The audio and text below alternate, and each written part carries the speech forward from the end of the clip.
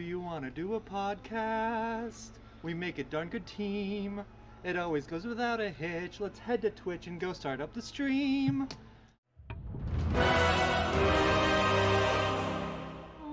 Do you want to do a podcast? It's the Nerd Glasses Podcast. Let's start now.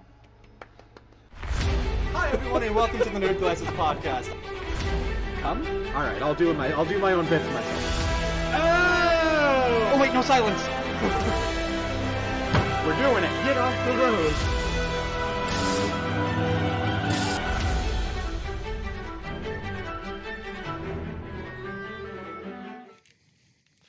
Hey Dave. Hey Boater. How well did the pirate captain do when he played a round of golf? He did Telebarl. He got par! Bravo. Bravo. Hello everyone and welcome to the Nerd Glasses Podcast. I'm Boater. I'm Dave Mann. I'm going to try not to outro at the end saying that I'm Dave. That was weird last week. Mid-show we walk through a Twilight Zone door. How's everyone doing? Thank you so much for joining us tonight. Thank you, Love Alec, for the sub and the lurk. Hope you're doing well. I know we're a couple minutes late and we have a ton of topics, so I'm going to jump straight into our Twitch ban for the day. How's that Perfect. sound? Banned on Twitch this week is a political streamer going by the handle of Destiny. The probable reasons for his indefinite ban include, quote, promoting, encouraging, or facilitating the discrimination or denigration of a group of people based on their protected characteristics. He was speaking out against trans women in sports. It's really weird. 10 weeks ago, nobody gave a shit about the Olympics, men or women's, and then all of a sudden, everybody cares a lot and about the rules. Really cool of you guys. Maybe do that about the rest of the year, too. And also shut the fuck up. Yeah, maybe do it when it's not specifically to punch down and bully people. Just a thought.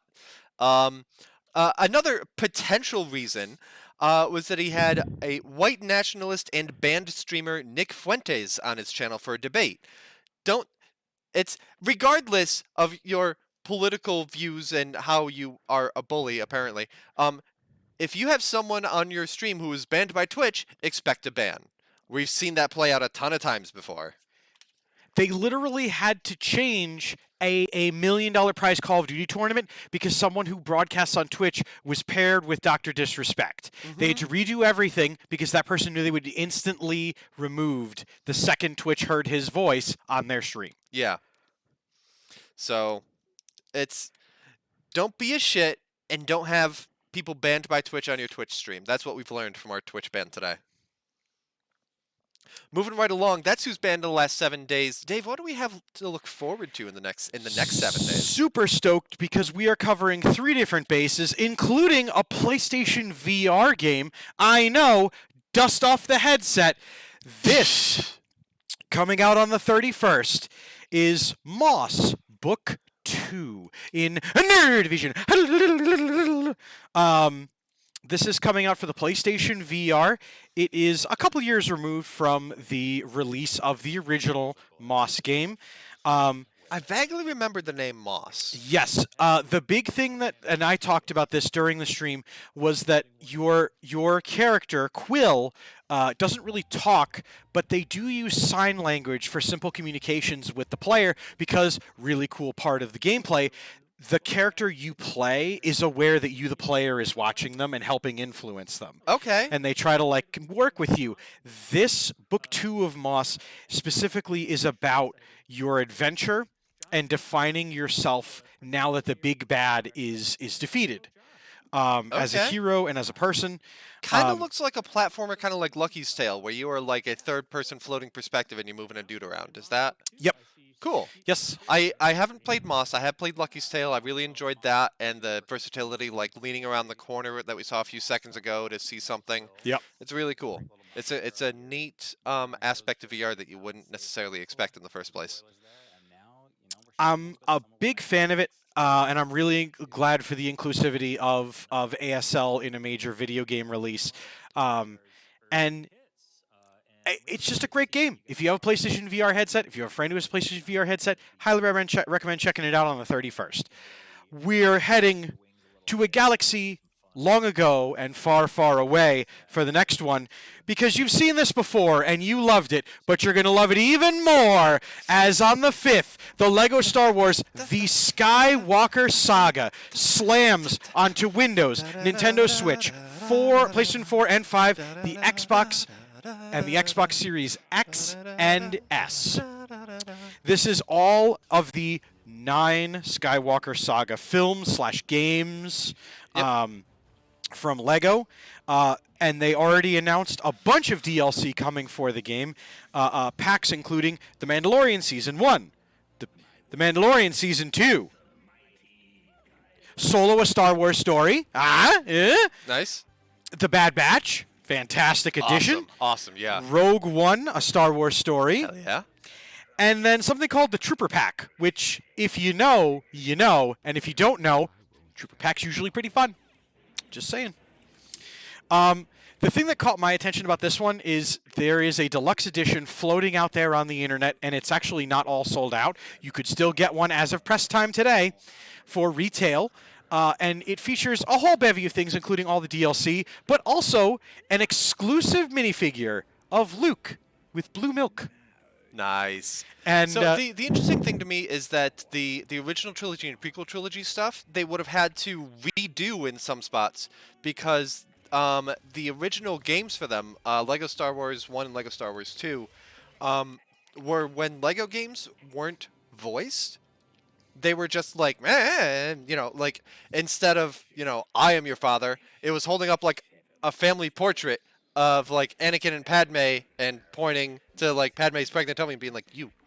And so like a bit in this was actually, that scene, but it was obviously voiced. So it's interesting that like they're doing a release of all 3 and clearly redoing at least some parts of those games to, make it fit with how they do Lego games nowadays. There he is. It's the blue milk's cut off, but I assure you, it is a cheeky little minifigure that you want in your collection. Yeah. And by that, I mean I want it.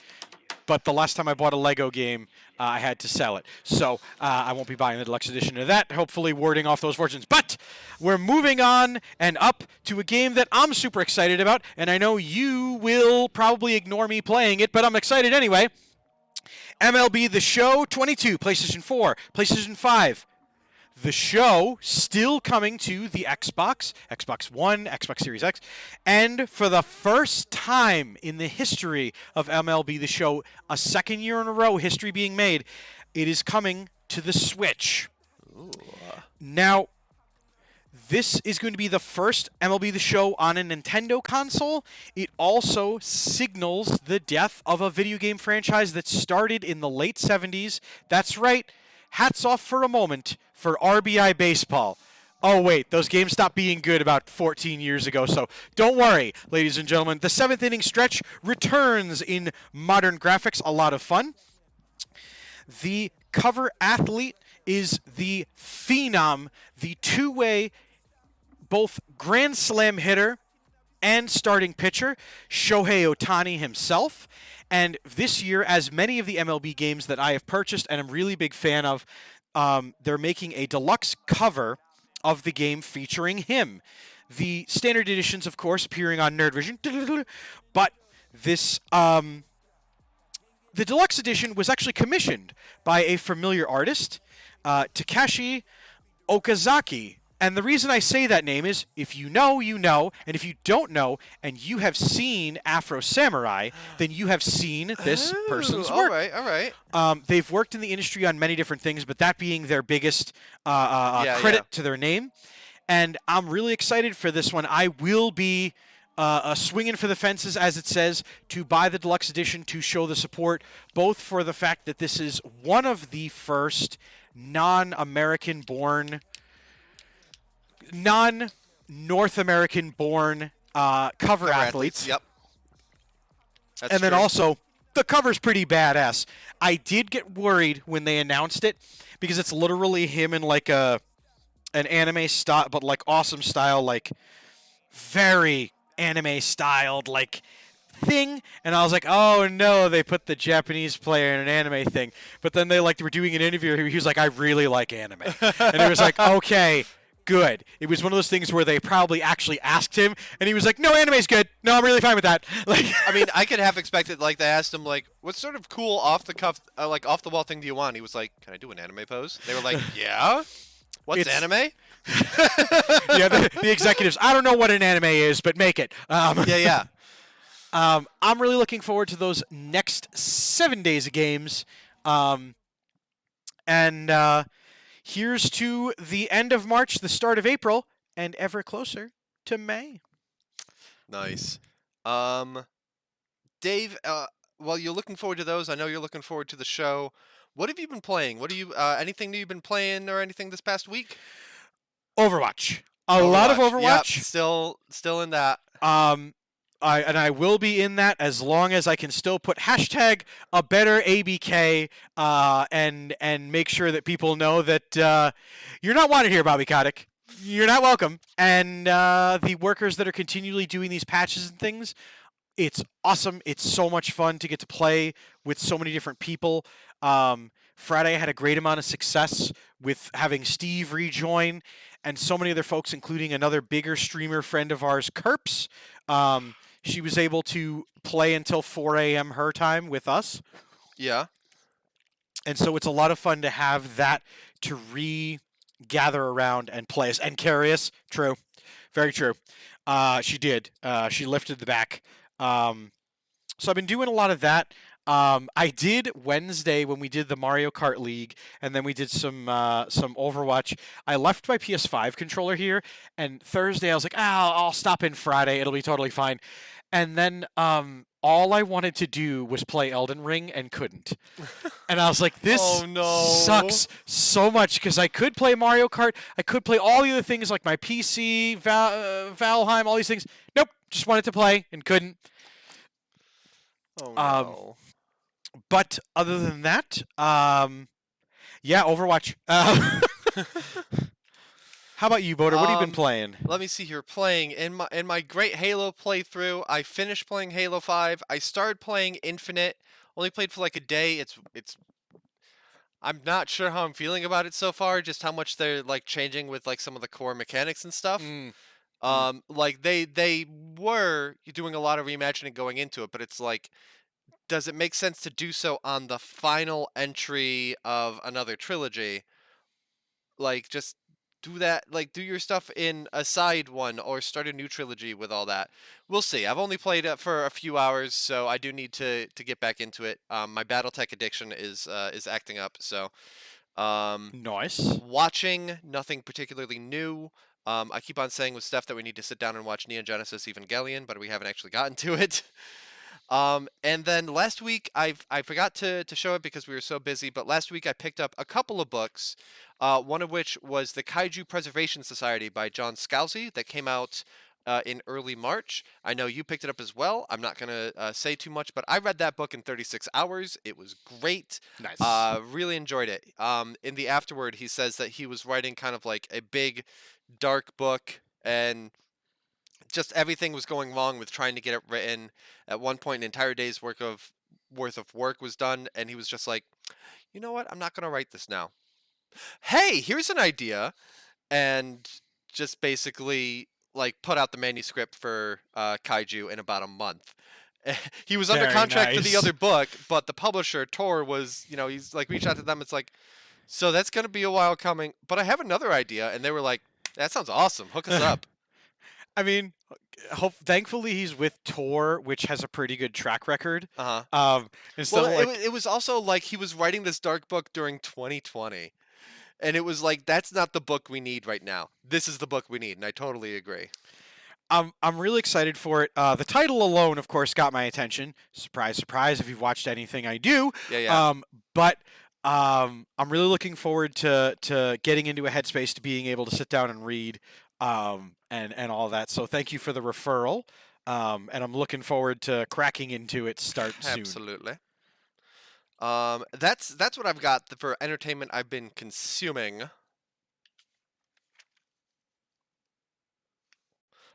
So shall we move on then? Because I mentioned to you and I teased to you, sir, that I have not one but two topics for the NFT Roundup of Shame. Nice. Steve, do we have a... Aha! Is it trailer 4? Yes! No, that's not the one on Fire. Right, it's the one that was after Fire. It is. It still counts as here was a crypto promotional vehicle that is absolutely toasted. So, yep, we'll go with it. Thank you, Nerd Vision. So, on March 22nd, Good Luck Games, the developer of the beloved free-to-play card game Storybook Brawl, was acquired by FTX US. FTX is a cryptocurrency exchange that launched in 2019, and last year created FTX Gaming to get into crypto games, because why not? It can't be that hard to develop a game and bilk people for cash, can it? Anyway, once the developers were bought out by FTX, they announced vague plans to add NFTs to the game. And Dave, everyone absolutely loved it. Just absolutely were totally on board. Oh, wow! No, they fucking hated it. A bunch of people uninstalled the game. They review bombed it on Steam. Yes! And keep in mind that Steam has enacted anti-crypto policies, so any attempt to actually add NFTs is going to get them delisted from Steam. The point of view of most of the community has been, well, it was fun while it lasted. Even as the developers are still like, no, this is what we're doing. We're going to make this happen. You just don't know what's good for you. We're going to make this happen. Meanwhile, so bad. Meanwhile, a game that was NFT from the start, Axie Infinity, originally launched back in 2018. We don't think about it because the NFT craze started really huge in 2021, but this has been going on for a long time. So Axie Infinity is one of these games that was like a card deck builder and also a Pokemon, like, collect the creatures and stuff like that. And has been really successful. Like, it has made, I think, $2 billion. It has made $4 billion. It has made billions of dollars in cryptocurrency. Its popularity skyrocketed in late 2021 because we talked about that NFT boom. And the way that crypto transactions work, and that includes trading NFTs, is that it takes computer power, it takes computer time. And so to offload some of that crunch, as so many people were coming in, the exchange basically offloaded some of that work to the developers' systems and said, here you have this master key to our chain. It goes off of the Ronin network blockchain, whatever. And it's a different chain. It's not Ethereum, it's whatever. Here's a master key for it so that stuff can process through your servers, and then you can still do the root level updates to our blockchain. And they did that for a few months. Everything was fine, and they stopped that back in December because the player base had leveled off.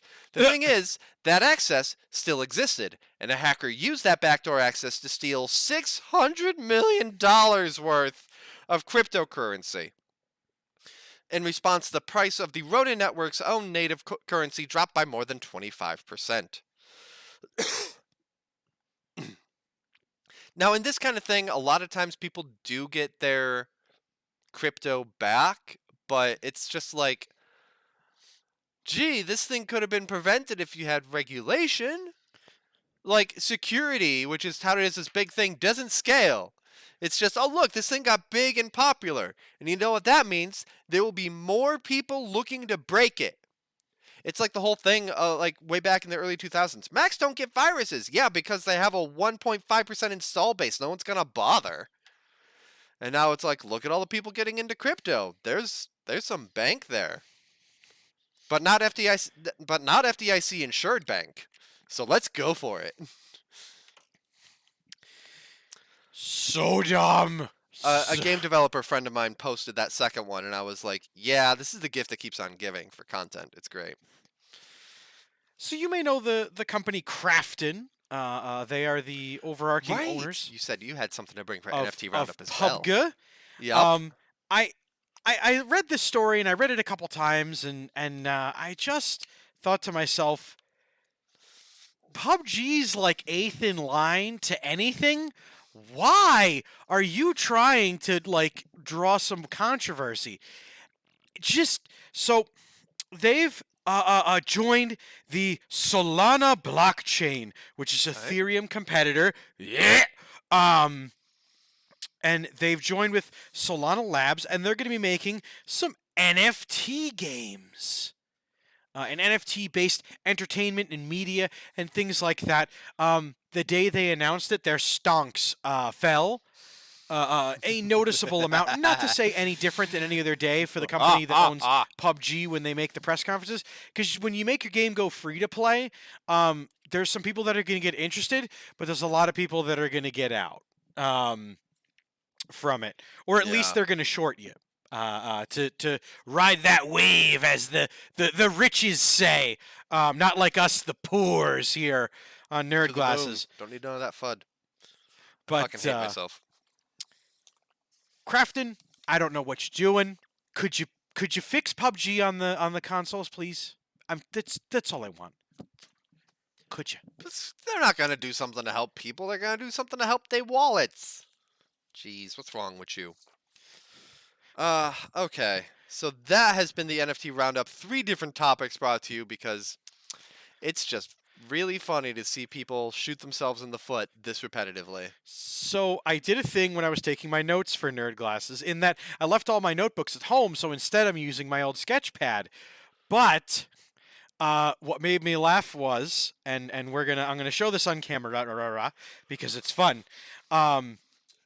I committed a mortal sin of my sketchbook, which is, first of all, as you can see through the marker. Yeah, so there's a lot of overlap there. On top of all my notes. But I did this thing where I went to go turn the page to write, and then I realized that the pages that I had previously been writing on and sketching in, I'd done that way. It was a good time. It was fun. It was awesome. Here's a really cool picture of a good friend of ours getting mad because he tells us things and then we don't listen and then we ask questions. Boater, can you make this face? Can you show me? Perfect. The Itachi Blaine face. Oh, but I got to do the deeper voice for him too. So if I squint at my notes, that's why. Yeah, there's a lot going on in that notepad right now. While you squint for the next one, let's do a really quick follow-up on something from last week. We talked about the Humble Bundle for Ukraine. Yeah. After the Itch Bundle raised $6 million, the Ukraine one was at around $12 million at press time. When it finished up, it raised $20,737,000. Hell yeah. I don't know how that stacks up compared to previous bundles. I want to say it's up there as one of the higher ones, maybe the top one. I don't know. But like so many things, that money's going to help. That money is gamers having a voice and saying we want to support and we want your support. So bravo, everybody. That's kick-ass. Those only succeed if you guys participate in them. And we do too. Yep. I muted my mic when I burped. Why? That's content. Okay, whatever. People love it. Let's see. Another follow-up that I have, and then I'll toss it over to you. Dan responded a bit to what I was talking last week, more or less, and Mike kind of called him out on the, you issued a challenge. You didn't issue a challenge to Voter, but you said you would beat him. That's a challenge. Dan clarified that if we do a Halo face-off, we're looking at Halo 1, Halo 2, what we were playing kind of back in our prime, and then he kind of forgot the fact that I'm older than he is, so he was like, Boater's younger than me, right? I'm like, no. But not that would have anything to do with the that's the thing is, I'm pretty sure Dan would still beat me. I'm pretty sure Dan's gonna beat me. But my other things of I want Tom to play the winner because then I want to see Dan lose to Tom, and do it during Play Live. Those still stand. So if you want to, Dan, that's there, and I look forward to it. And I found you some competitors for that day, by the way. We are absolutely playing Halo. Okay, even if Dan's not in. Okay. Boy. It's happening. We're not continually on this network making challenges and dates and things, and then just magically doing it. Yeah. We are absolutely. It's the 4th. It is going to be. That's the The day you third. picked, right? The 3rd, because it's a Tuesday. Right. The 3rd of May. If you are a broadcaster here on Insane Games TV, I happen to know Star a guy Wars Day Eve. that is going to be making an appearance and taking on all challengers, including Boater. This will be the 2nd time they have competed in challenges on the Nerd Glasses, and I'm super excited to be paying his bail to be coming out to support. Oh no! To support. He found out you put out an open challenge. Oh no! And he was not one to shy away from open challenges. So y'all been warned. And if you don't know what I'm talking about, just know that I can smell the axe already. there's going to be so much bro on May the 3rd, which I will say last year, Bro Dave was able to successfully host 2 different Call of Duty streams and was able to, for the kids, keep it above board and keep it above level. Yep. And he will gladly do that as well in support of your St. Jude's Play Live campaign. Awesome. I can't wait. But so everyone else on on Insane Games TV and the gathering local communities and things like that. Were we planning on that being something during Nerd Glasses, or are we just kicking that to Citadel and it's a night of Boater getting his ass kicked in Halo? We'll start with Just Nerd Glasses Tuesday. and see where it just, goes. Just Cruise Day. But We're Boater's Cruise Day in for a Bruise Day in. But Cruise Day, if you want to fight Boater in Halo, if you want to fight Bro Dave in Halo, they will both be there that day. All Good pronoun switch. proceeds will be. Well, I work very hard on my pronouns. I'm down to be Boater in Halo. We already have a second challenger. Yeah, a baby apparently. Y'all are old farts.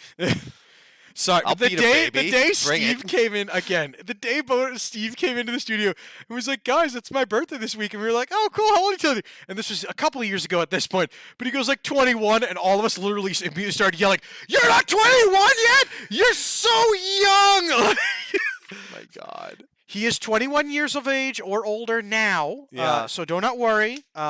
He is able to watch the Citadel here live on Insane Games TV, but It's not like they were sneaking whiskey into his baby bottle before then. It's fine. he's more of a Coors man. Into his sippy cup. All right, Dave, what you got? Because I've got 2 more, a little one and the big one. So I'm super excited because I did find a bunch of fun little things, but I will start with I got a little bit mad that I bought my PS5 for the first time ever. What? I found out that this past weekend, Friday to Sunday, a beta for a game that I am super looking forward to came out. That was Evil Dead the game. And you could it was an open beta. Anybody could sign up, everyone could join. And color me pissed when I found out it was exclusive to the Xbox Insider program, which I could join. But I don't own an Xbox, so I wouldn't be able to do anything with this stuff. If only someone you knew owned Xboxes. So I found out about it a psychotic little bit weekend, so late. I found out about it Sunday night when it would have been closed by then. But color me mad when I did actually finally look over to my PS5 at my desk, and it just went, "And what have you done for me lately?" And then I remembered my copy of Elden Ring sitting in there, and I thought, "Yeah, you're fine. You're fine. You're fine. You're fine. I also checked my copy. That my copy of PT was still installed in there, and I was like, "Yeah, you're fine. You're fine. You're fine. You're fine." Dave, I still haven't played PT. We need to. So many things we need to do. Okay. So a game that I enjoyed when I played it last year. I played it early last year, I think, on Brunch with Boater. I played the game Coffee Talk. I don't know if you remember seeing me play it, but it's a game where basically it's urban fantasy. You are the barista at a coffee shop, and you serve drinks, and there's just a bunch of dialogue with elves and half orcs and stuff like that in reimagining of modern day Seattle. The game Cool. was created by and written by Mohammed Fahmy, who left the game studio shortly before the game came out. Unfortunately, this past weekend he passed away at the age of 32. Oh. Um, and yeah, it's weird. He was very humble. Like he did, he's done other games as well. He worked on a bigger team before and went off to go make Coffee Talk. But like everybody's got great things to say about him. A lot of good stories being shared.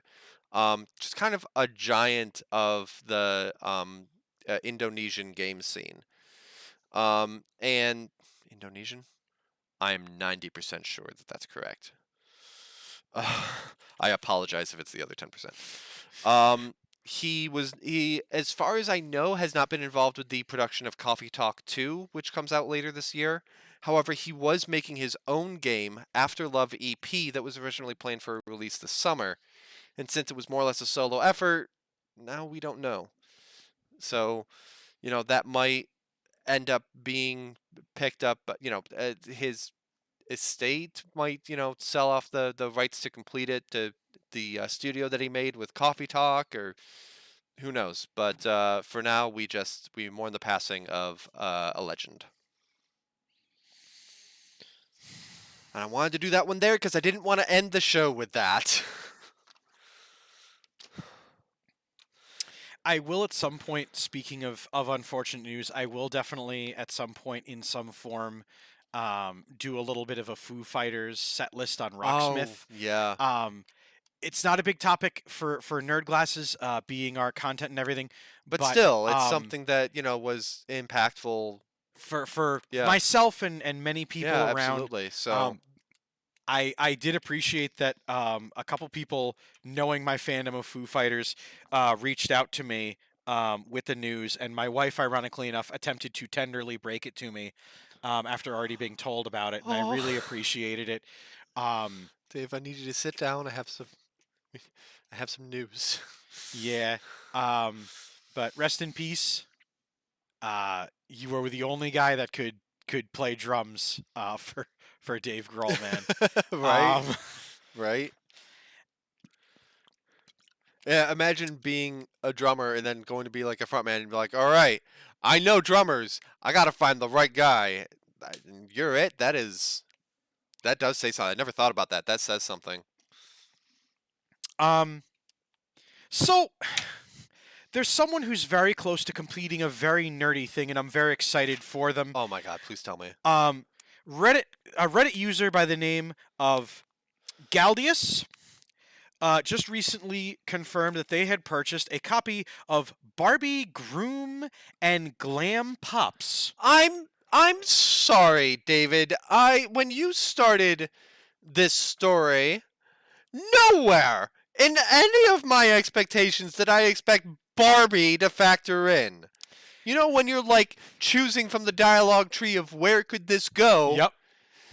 It wasn't even on the same block.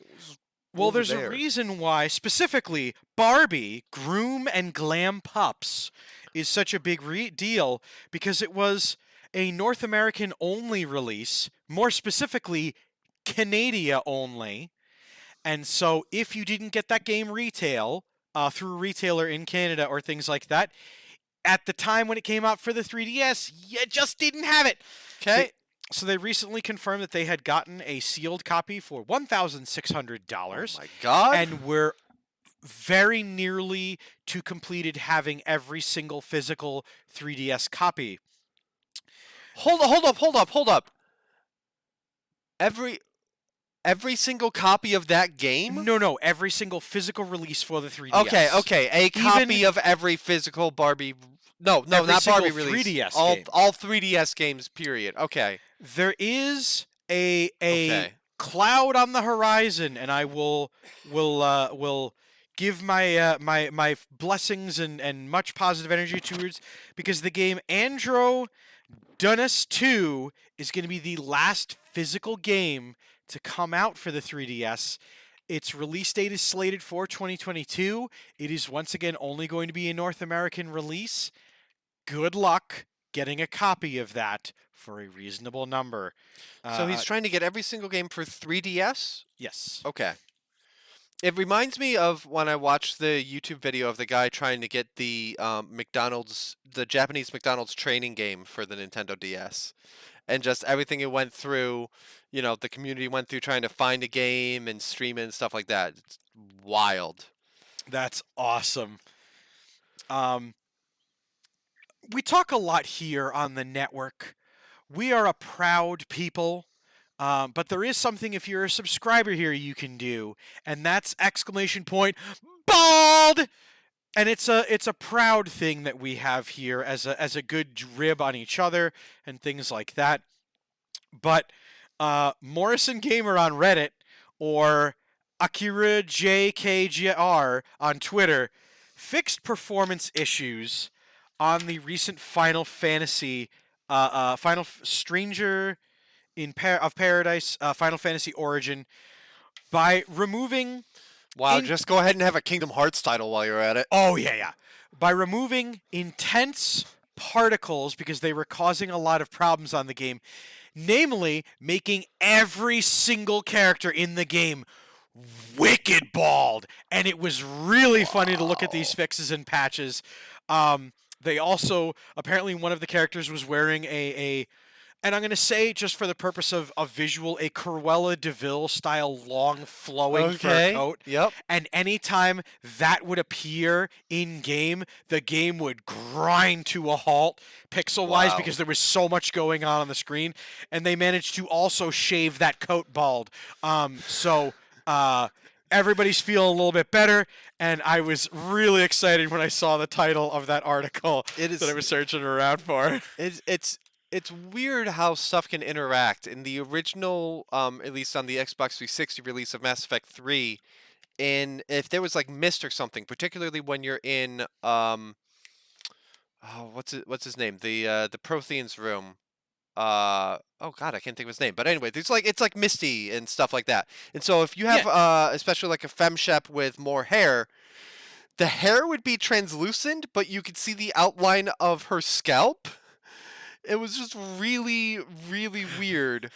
And so it's something that was like thankfully fixed in the Legendary Edition release. Like my first thing, I got him.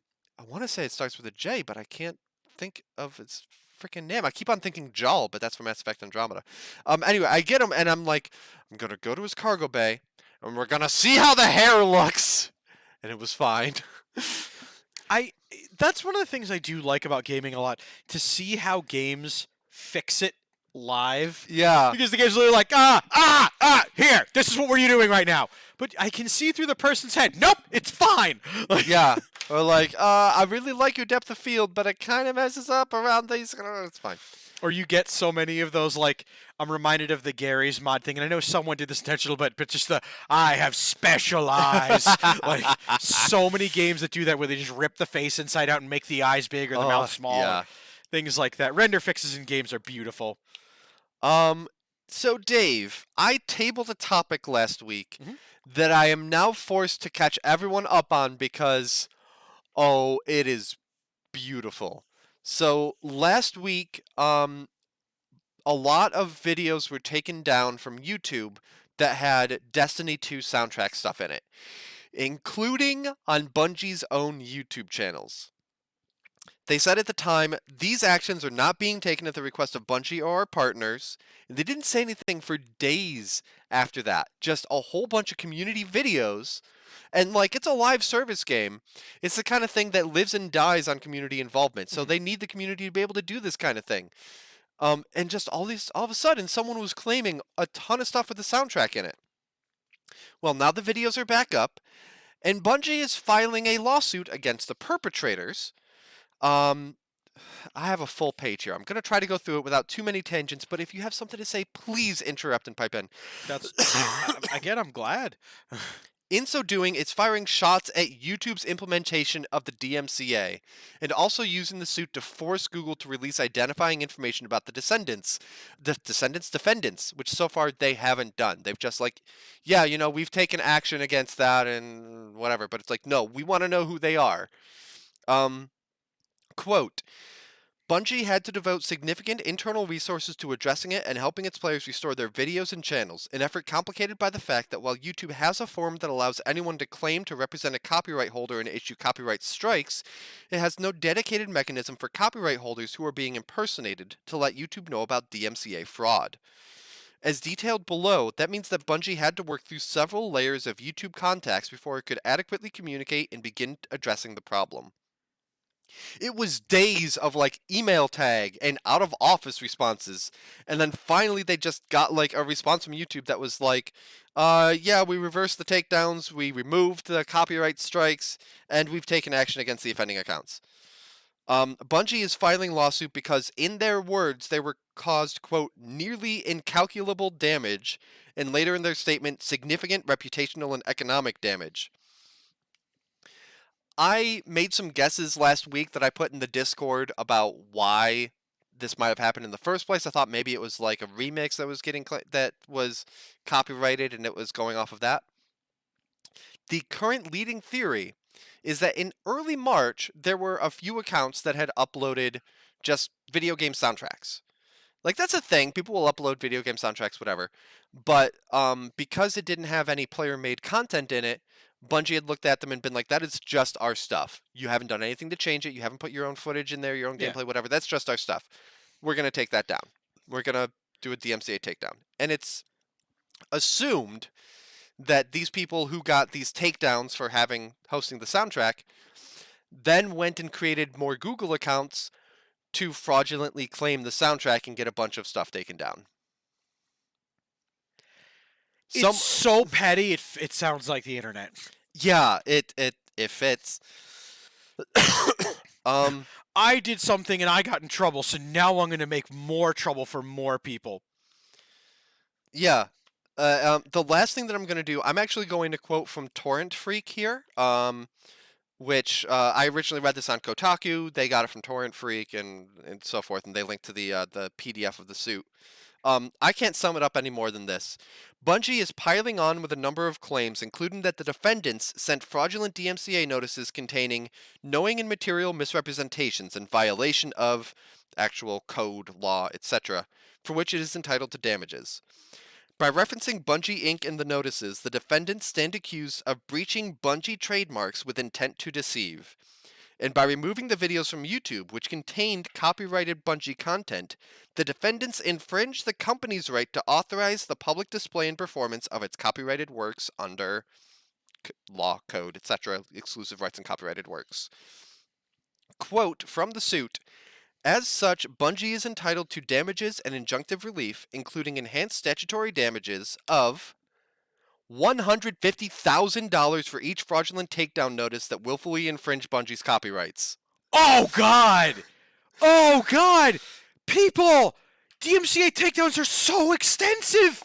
That's so many videos! Oh, God, that's going to be so bad. Throwing in allegations of business defamation, violations of this Consumer Protection Act, and breach of contract for good measure. Yeah, Bungie's not playing around. It's been a long time since someone like actually worked up a legal battle over the Digital Millennium Copyright Act, and particularly YouTube's rather bad implementation of it. They are not directly suing Google. However, their lawsuit names Google as someone that needs to release information that they have on the defendants. Probably otherwise they could then be sued for aiding and abetting or something. I don't know legal terms. I'm not a lawyer, etc. But like good. Chances are there's going to be settlements, and it's not actually going to reach like courts as far as YouTube's DMCA implementation goes, because if it does, that sets precedent, and no big company wants that potentially working against them. So this will probably get settled. Like, they're not going to get $150,000 for each takedown out of the defendants, whatever. Unless it's Jeff Bezos, in which case they'll get that in cash tomorrow. Gonna guess that Jeff Bezos didn't fraudulently claim, but I'm not 100% sure. He might have. He might just imagine if that's what he starts doing. Like, he's like, I don't want to go to space anymore. I could see Elon Musk doing that. Just like, hey, It's my- I uploaded the Destiny soundtrack so I could just listen to it on my own thing and not have to listen to ads on somebody else's accounts because he doesn't pay for YouTube Premium. And then it got taken down, so I'm going to show them I'm going to fraudulently claim all of their stuff. Do you think he has Amazon Prime? Hold on. I bet someone he knows has Amazon Prime and he just uses the password. Hey man, It's like somebody has a cable subscription with HBO and he just uses their password for HBO Max.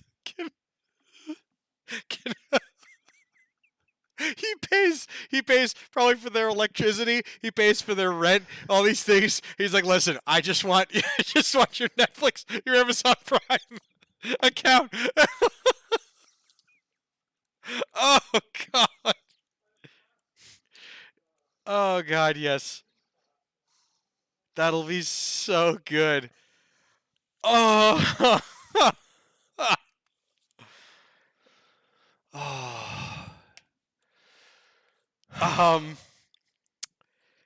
I saw you put the clip that into chat and yeah, I don't know if we're gonna top that. So this is that's going to be another ongoing saga. We'll and see. Like, I don't think that's going to be as big as Activision Blizzard, which I believe we do have a little bit of a follow-up on. But, like, depending on how much YouTube wants to stand up for their DMCA implementation, that could be a thing. Like, mostly it's about the defendants who fraudulently claimed it in the first place. But, like, also under tight scrutiny is how they do things. And even if they're not having legal action taken about them, Bungie didn't mince words. They were like, this can't happen.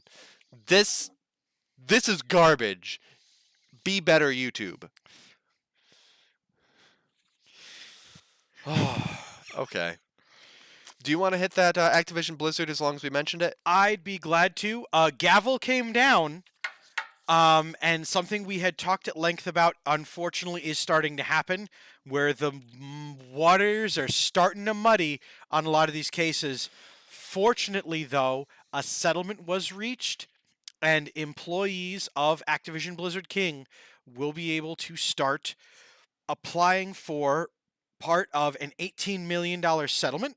Yep. So keeping in mind, we talked about this back in, I think, September. This is the equal opportunity, the federal lawsuit settlement, which the state objected to because some of the terms of the settlement meant that they couldn't necessarily get everything that they wanted. Yes. So this is the resolution with the U.S. Equal Employment Opportunity Commission. Yep. This is not the original people that sued them, the Department of Fair Employment and Housing, which is California's which is a California state department. Yes, who are already reaching out. And the big news of this is employees will be able to, between September 1st, 2016 and present day, can submit a claim specifically about sexual harassment, retaliation, or pregnancy discrimination, and it is opt-in only. So they have to submit paperwork to be considered for relief of those things. And I believe if they do opt in, then it means that they can't take advantage of action again. They can't sue. They will then. So if they wouldn't be able to get anything that's- out of the state settlement. Yes, that is why they're asking for specific in writing so that they are no longer able to be party to any other suits related Which to is those garbage and shouldn't have specific been topic. something that is accepted as part of the settlement. But Yes. Yeah. So there are many people that have already expressed that they will not be, but there are some people that will, and that is their choices, and that is their absolutely. wanted It's wins. do what is best for you and your financial situation and how you feel about things. I'm not going to tell you how to live your life by any means. Exactly. The judge basically had said to the DFEH, the Department for Fair Employment and Housing, that they had filed their motion too late. The lawsuit was still everything was in motion, and they didn't get their case enough together. They wanted to get this out of the court and into the books Yeah. to start getting it in motion. But the DFEH is going to pursue action in the next court, which they are able to. And so it will continue. There will be more. But thank you very much to the Washington Post and to A Better ABK for bringing this story to everyone and to in so many things. Speaking of so many things and so many secrets, Oscar Isaac was recently cornered during a movie premiere. Which movie I don't honestly remember because my ears became deaf to everything they were saying, except that they said, Oscar, what about that Metal Gear Solid film? And he dead stopped, turned, looked at the camera, and said, and I quote, "We're climbing through air ducts. We're looking for the story." And I am super stoked about that because it means that, no, the film probably isn't in post-production. No, it's not been filmed in its entirety yet. But it does mean that it still exists. It's a thing. It's still coming on. Yeah. And I am stoked as hell about it. Fuel to the fire being that recently also... our good friend Kojima was recently seen holding an Oscar Isaac film, of which we won't disclose out here, but confirmed. Oh my God. Silent Hill movie. Just saying. All right.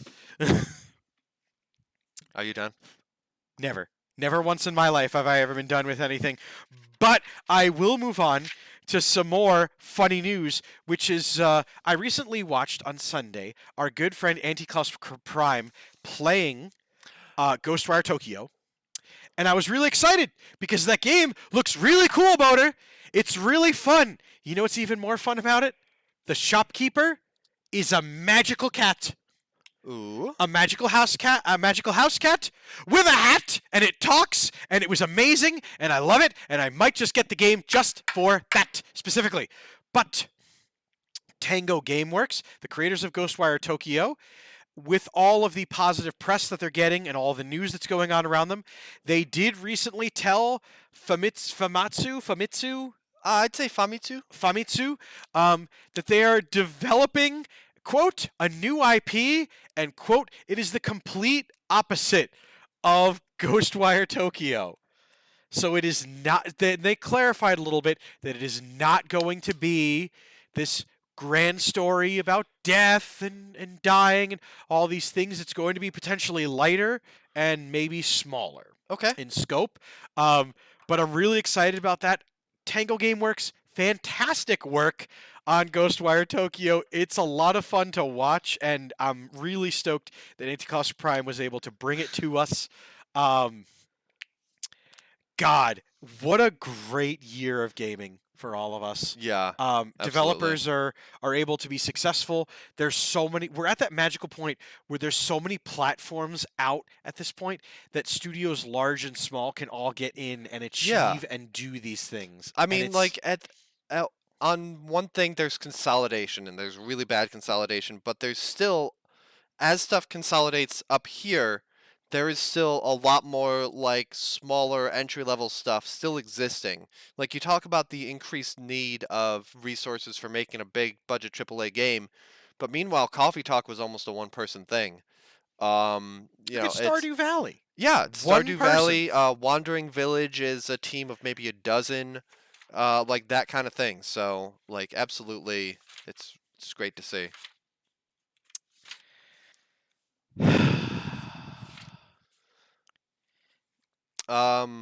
You love to see it.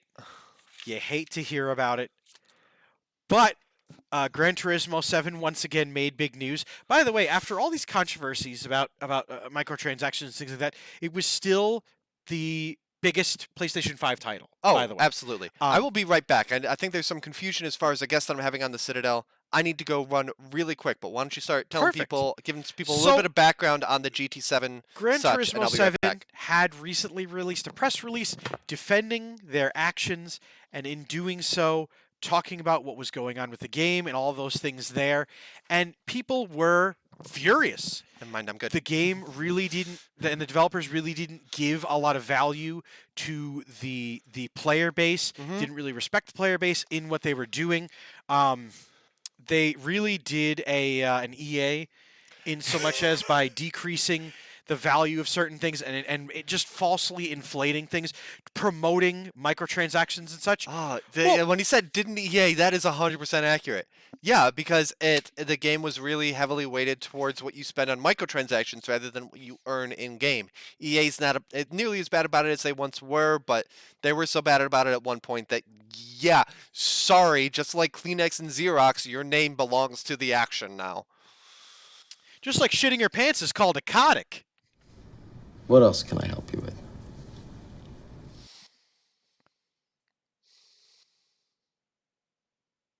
Are you done? You can get like 10 more of your friends in more lawsuits. That would just be adorable. Thanks, Bobo. We'll see you next week. Okay. But with all these controversies floating around for Gran Turismo 7, they did something that is characteristic of the company that works on Gran Turismo, the team, the passion in their gaming, and things like that. In that... Oh, God. Why is they laughing? Because they decided every single person who has the game from now till eternity is just going to get a free 1,000,000 credits. All right. All right. They're going to increase the rewards on ladder world circuits, which are, as Steve may know, the bigger circuits with the higher money. They are a lot harder. They require a lot of things by 100% on average. Nice. Not just like 10%, like they're just literally busting the bank on this. Yeah, they're basically saying, hey, you're saying that the amount that you earn isn't nearly enough to be effective. Well, boom, how's this for the amount that you earn just for playing the game rather than having to spend on microtransactions? Yep. Nice. They are adding... So if you're saying, well, I don't really play through the campaign, I really like to play online, they are adding rewards for gold and bronze results in races, even if you don't wager on them, all those things going on. They are increasing online rewards for races. They are adding 8 new 1-hour endurance races, and they have upped the rewards for those ones that are coming out. All free of charge, by the way, and free to download when they come release. They are also increasing your in-game wallet from 20 million to 100 million so you can fit all of this free currency that they are now shoving down your throat. And if that wasn't enough as an attempt to make good on really screwing the pooch, they are also increasing the amount of used and legend cars that are going to be appearing on the online lobbies for players to then use those credits on to then have in their garages. It doesn't make up for what you did. You really screwed up, and you really need to look at your model. It's like not what surprising. You tried to do is a little on the outdated side and very much on the not player friendly side. But just really quick, Steve, you played GT7, correct? Okay. Okay, if you had, I'd ask you as a player how it's whatever. But I guess if you guys are players of GT7, how do you feel about the changes that Polyphony Digital is making? I can quote one CJ Playmaker in that he goes, "Pitch better have my money," when he went to go load it up, because he bought the deluxe edition day of release and was none too pleased. Nice. But a lot of players are very excited for these things. But this is a really big misstep on the Gran Turismo team. And seems like a decent step back to trying to make things right. Because Yes. not only is it, oh, you complained? Well, here's a one-time infusion of cash for you that are playing right now. It's for everybody, and it's increasing earnings, and it seems like it's going to be more in line with what people want out of the series. Yes. I will laugh because Steve and I were going to be gifted a PlayStation 4 copy of Gran Turismo 7 by CJ Playmaker. And Friday, when I went to go enter the code in that he had taken out of the box, taken a photo on Discord and sent to me, the code got stolen. Somehow, some way, somewhere. The code had been used.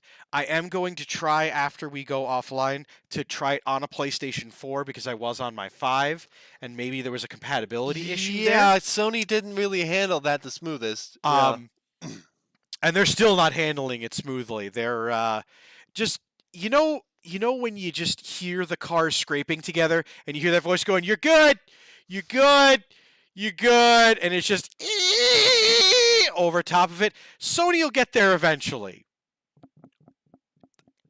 They're going to keep screwing it up. All right. That, I think, is the time that we've got for today. Dave, I'm proud of us. We covered a lot of topics today. We always cover a lot of topics, I Boater. feel like we did a lot more than usual. Literally years at this point. I mean, for God's sakes, the intro shows a store that literally doesn't exist anymore. Dave, I'm still proud of us. Just take it. And I'm proud of all of you. Thank you, everybody, for still being here. Thank you very much for everyone for joining us. For any topics, which there are a couple of them that I wasn't able to get to, we'll be posting them in the table of topics in the Discord down below. Yep. I believe your plan was to take a picture, and then that way you can also see what has become of the sketchpad.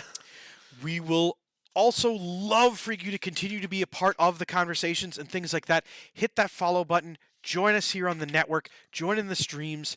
We would love to hear your voice in different gamings and different matters.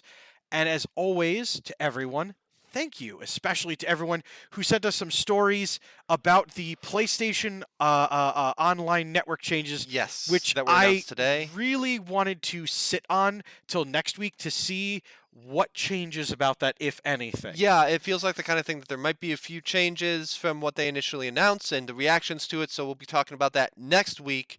Right here on the Nerd Glasses podcast. So what's going on in the Citadel next, Voter? Last week I started playing a game called Elix that did not impress me at all. I kind of got frustrated with it. But weirdly, right at the end, there was a quest that I was like, I could maybe get into this. And because I don't want to start playing too much and I don't want to run out of non-M-rated games before Play Live happens in May, I'm going to continue playing that, and I will have a guest on the program with me as we continue going through. Because as you and I both know from playing Recore, if you're going to play a bad game, you may as well do it with company, and that makes it like 10 times better. Misery does love company. So make sure that you're tuning in for the Citadel right after this. We spent about 5 minutes moving our whole setup over there. 10-minute countdown, and I will be playing Elex with a guest on the Citadel. In the meantime, thank you very much for watching the Nerd Glasses podcast. I've been Boater. And I've been Stream Dad Dave, man. And we'll see you next time. Bye, everybody!